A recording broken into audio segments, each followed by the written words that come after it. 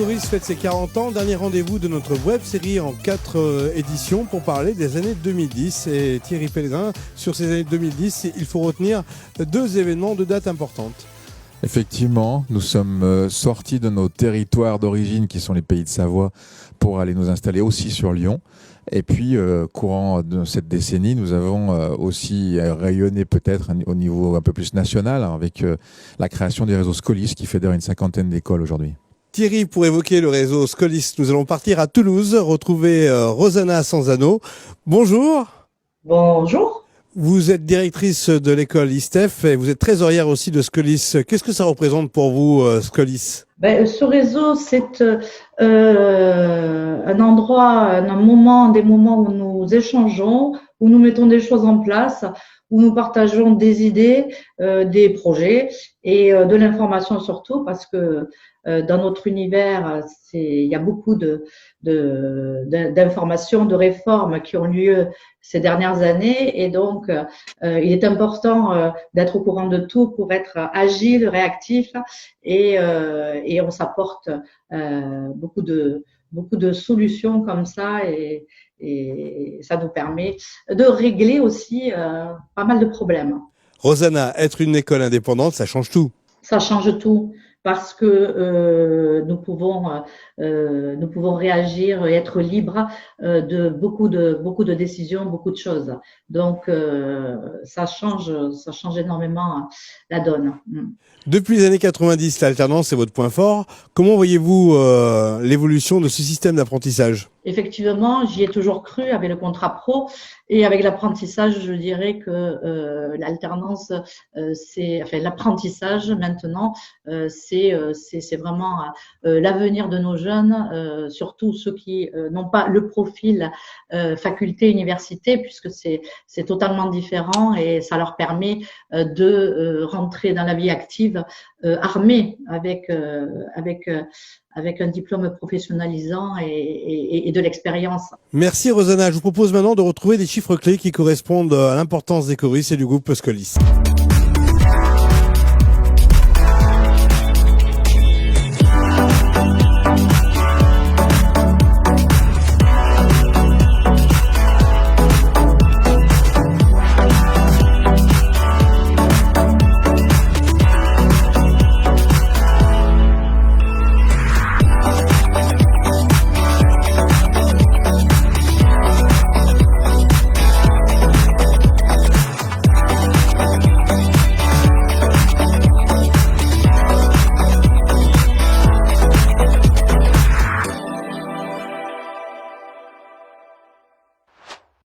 Nous retrouvons Christelle Favietta, bonjour. Bonjour Laurent. Alors en tant qu'élu, bien sûr, une école de commerce comme Ecoris est important pour la région de Chambéry.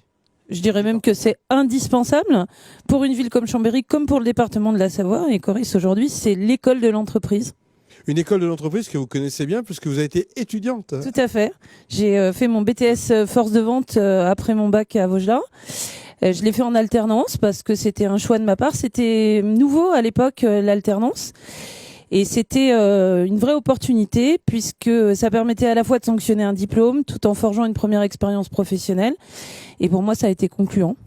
Vous êtes au social au niveau de la mairie de Chambéry et finalement c'est un vrai lien social, une école de commerce comme celle-ci. Oui, tout à fait. C'est permettre à nos jeunes de pouvoir s'insérer dans la vie active de manière plus facile et de pouvoir construire un parcours professionnel qui s'inscrive dans la durée et qui soit plus périn. Au niveau de la ville comme au niveau du département, vous aidez ce genre d'initiative, ce genre de structure? Bah oui, bien sûr, on l'accompagne et puis je dirais même aussi en tant que chef d'entreprise puisque moi j'ai une entreprise avec mon mari depuis une dizaine d'années. On a toujours été partisans que de former des jeunes dans le cadre d'une alternance ou d'un apprentissage. Merci Christelle Favietta. On va retrouver quelqu'un que vous connaissez bien, c'est Aurélie Cassetti. Oui, on se connaît bien avec Aurélie puisque elle a été étudiante, alors pas en même temps que moi dans cette école, mais je crois que c'est à la fin de ses études qu'elle a présenté un business plan qui aujourd'hui est devenu son activité professionnelle puisqu'elle est wedding planner. En français, on dit organisatrice de mariage. Et comme c'est un pan de mon activité, on a eu à travailler ensemble dans le passé. On le fait aussi de temps en temps encore. Et puis pour la petite anecdote, son petit frère a été en apprentissage chez moi. Eh bien, nous apprécions tout de suite le reportage. Merci encore. Merci à vous. Bonjour, moi c'est Aurélie Casetti, j'enseigne à Ecoris depuis maintenant 7 ans je crois et j'enseigne la matière pour les licences en marketing, l'option communication et événementiel. Eden Time, je l'ai créé en octobre 2006 à la suite de ma licence à Ecoris. J'avais ce projet de création d'entreprise depuis le BTS à peu près, que je gardais au fond de ma tête et c'est en licence où vraiment j'ai pris conscience que je voulais vraiment être dans l'événementiel et plus particulièrement dans le wedding planner. J'avais comme objectif de créer ma boîte, je savais pas de quoi à l'époque, peut-être une franchise, un bureau, je savais pas et du coup c'est pendant mon alternance en BTS que mon patron me demandait souvent d'organiser des choses. Et sa secrétaire m'a dit un jour, plus tard tu seras wedding planner. Je ne savais pas ce que c'était. Je me suis renseignée parce qu'à l'époque c'était pas du tout connu. Ça arrivait à Paris, à Lyon, mais c'était pas encore très connu. Quand j'ai vu une ou deux émissions sur ce sujet, je me suis reconnue et je me suis dit oui, c'est ça que je vais faire plus tard. Même si avec les mariages, on n'a pas beaucoup de week-ends et les étés sont plutôt intensifs, c'est le fait d'apporter beaucoup de bonheur autour de moi, de satisfaire mes mariés, de faire évoluer ma société et puis de transmettre mon savoir avec les jeunes que je prends en alternance, avec les formations que je donne. Je pense qu'aujourd'hui, c'est quelque chose d'important pour moi. En 12 ans, passer d'étudiante à chef d'entreprise et aujourd'hui à enseignante, c'est vrai que ça fait une grande boucle. Le prix national Scolis, concours fil rouge. Pour nous en parler, nous retrouvons Tiffany Vaillant. Bonjour. Bonjour. Alors Tiffany, en quoi consiste ce concours qui est national, il faut le préciser? Tout à fait. Alors le concours Fil Rouge, c'est un concours qui est organisé pour l'ensemble de nos étudiants du réseau Scolis qui sont en formation en Bac+3. Donc c'est un concours qui est préparé en cours de gestion financière et qui occupe nos étudiants tout au long du deuxième semestre. Donc en fait, l'objectif, c'est de faire travailler les étudiants par petits groupes et de leur faire créer une entreprise de leur choix. Et autour de cette entreprise, ils vont créer un business plan. Et ensuite, donc, on va sélectionner les meilleurs dossiers et les groupes sélectionnés sont invités à présenter oralement leur business plan face à un jury de professionnels qui va ensuite évaluer la justesse des éléments financiers et sociaux qui sont présentés par les étudiants. Mais on va également évaluer la pertinence, l'originalité du sujet choisi de l'entreprise créée par les étudiants.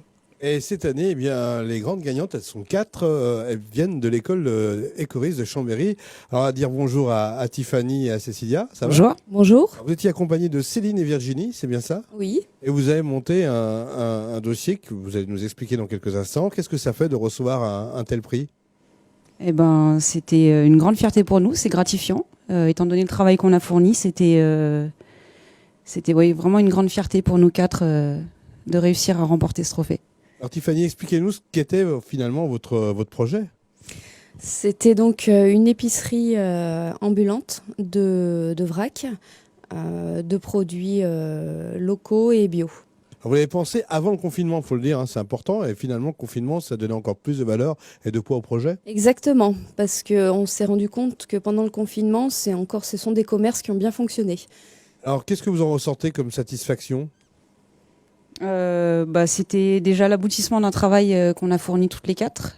Étant donné les circonstances, c'est pas forcément évident de trouver le temps de travailler à la maison. Avec les enfants à côté, c'était pas forcément évident tous les jours. Et du coup, c'était vraiment l'aboutissement d'un travail acharné. Alors pourquoi le jury vous a choisi ? Qu'est-ce qui a fait la différence, d'après vous ? Ce qui aurait fait la différence, c'est le fait que ce soit... que ça sorte un petit peu du lot en fait. Ce sont les camions itinérants de vente en vrac, il n'y en a pas beaucoup en France pour le moment. Ça commence à se développer petit à petit. En tout cas en Savoie il n'y en a pas. On avait un business plan qui était très bien et on savait en fait qu'on pouvait s'en sortir avec ce qu'on avait fait en fait. On pouvait s'en sortir financièrement. Donc voilà. D'après vous, qu'est-ce que va vous apporter ce prix et que retiendrez-vous de ce prix, Cécilia ?